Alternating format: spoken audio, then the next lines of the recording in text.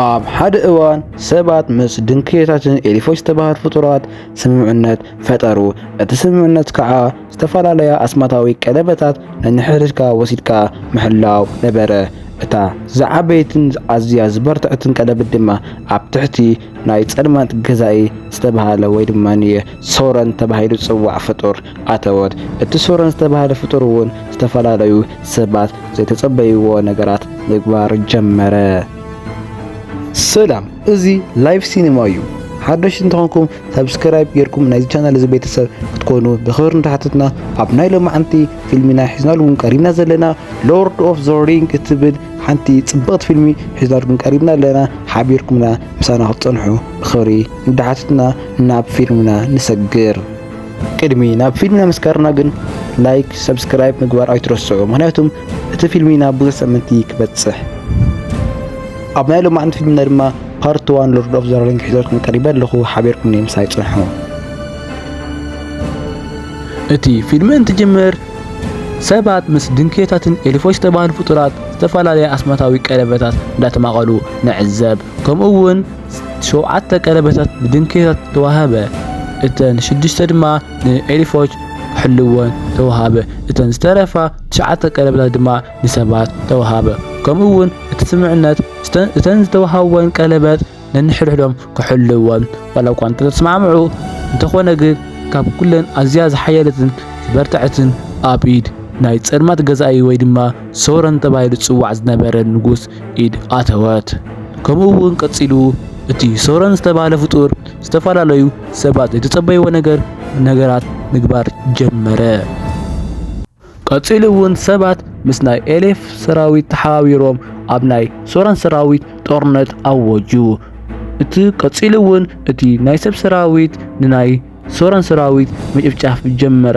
እንተኾነ ግን ዝዓወት ብዙሕ ኣይጸንሐን፣ ምክንያቱም ኣብቲ ጦርነት ውግእ ማእኸል ንሶረን መጺኡ በቲ ናይ ቀለበት ሓይሊ ተጠቒሙ እቶም ሰባት ሰራዊቶም ምጭፍጫፍ ጀመረ።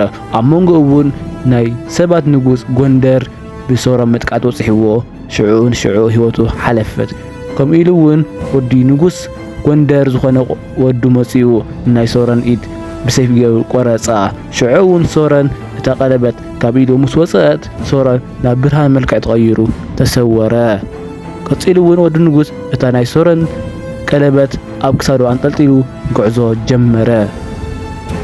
ኣብቲ ጉዕዞ ማእኸል እውን እቲ ወዲ ንጉስ ጎንደር ናብ ቤተ መንግስቲ እንዳተመለሰ እንዳሃለወ ናይ ደፈጣ መጥቃዕቲ በጽሖ።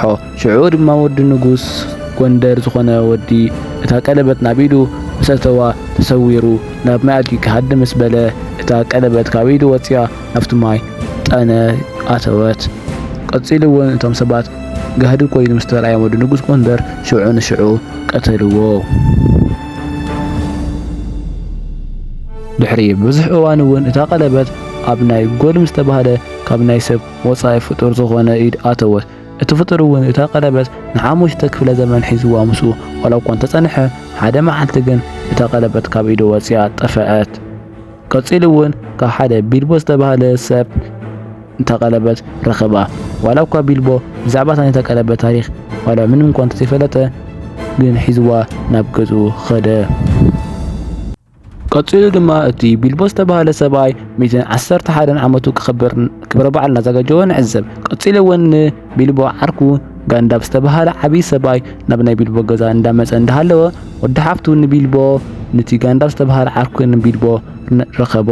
ሽዑ እውን እቲ ጋንዳብ ዝተባሃለ ሰብኣይ ብዛዕባ ሃለዋት ዓርኩ እንዳሓተተ እንዳሃለወ እቲ ፍሮዶ ዝተባሃለ ወዲ ሓፍቱ ንቢልቦ ድማ ከም ዝበሎ ቢልቦ ንዓይ ዝኾነ ነገር ይሓበአኒ ኣሎ ኢሉ ምላሽ ሃቦ። ቀጺሉ እውን ጋንዳፍ ናብ ናይ ቢልቦ ገዛ ምስ ኣተወ ኣዝዩ ተሓጎሰ። ሽዑ ድማ ቢልቦ ንጋንዳፍ ከም ዝበሎ ኣነ ካብዚ ገዛ ክወጽየ ኣብዚ ዓዲ ምንባር ሰልችኒ ኣሎ ኢሉ ዘረባ ኣልዓለ። ጋንዳፍ እውን ቢልቦ ዓርኩ ከይትኸይድ ምክንያቱም ወዲ ሓፍትኻ ፍሮዶ ኣዝዩ ስለ ዝፈትወካ ልቡ ክስበር ይኽእል እዩ ኢሉ ዘረባ ዓጸወ። ሽዑ ድማ ንመሸቱ እቲ ናይ ቢልቦ ክብረ በዓል ዓመቱ ብጽቡቕ እንዳሓለፈ ንዕዘብ። ቀጺሉ እውን እቲ ቢልቦ ኣብ መድረኽ ወፂኡ ኣብቲ ኩሉ ሰብ ተሰባሰበሉ ቦታ ኣነ ካብዚ ዓዲ ክወፅእ እየ ኢሉ ሽዑ ንሽዑ እታ ቀለበት ናብ ኢዱ ኣትዩ ተሰወረ።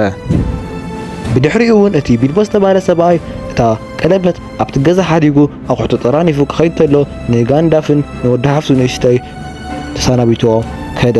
ሽዑ ድማ እታ ቀለበት ገዲፍዋ ዝኸደ ጋንዳፍ ከልዕላ ምስ በለ ንእሽተይ ንኽምስ ኣበላ እቲ ኣብ ሓዊ ዝቃፀል ዘሎ ሶነር ዝተባህለ ፍጡር ተረኣዮ። ሽዑ ድማ ደንጊጹ እንታ ቀለበት ኣብ ባይታ እንዳሃለወት ገደፋ።